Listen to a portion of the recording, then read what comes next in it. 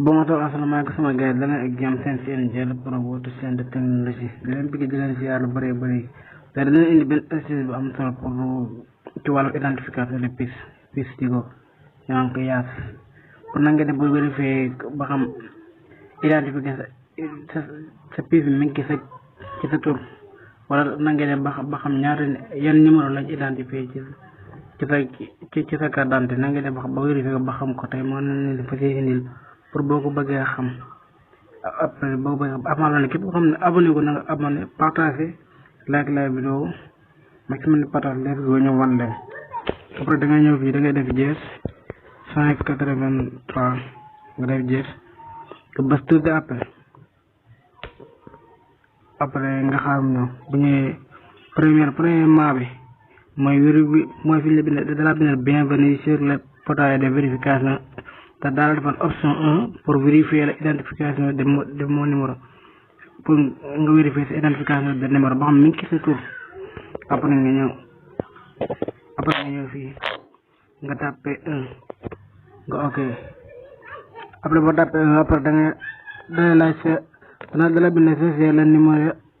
de votre pièce d'identité après nga ñëw fii nga def sa numéro de pièce d'identité après nga def numéro de pièce d'identité ba sama numéro ba xam numéro d'identité laa def numéro d'identité laa def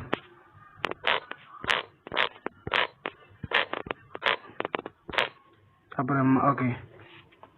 sama ko gis nga bind na ma bravo votre numéro 66 votre numéro daan est bien identifié merci de votre fidélité gisaan bi sama bopp mi ngi identifié nekk sama tur sama calendrier la nekk parce que ñu war a leen deuxième option bi nga xam ko deuxième option bi da ngay ñëw ci deuxième option bi après da ngay ñëw nga def jees nga defaat jees 183 après nga jël bës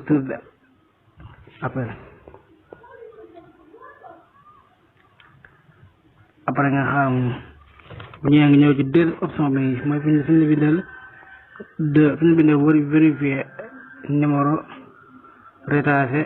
à ma pièce d'identité après nga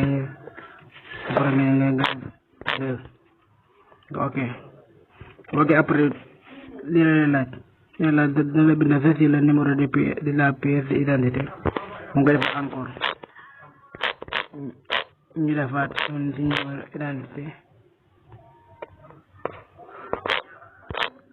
après ñu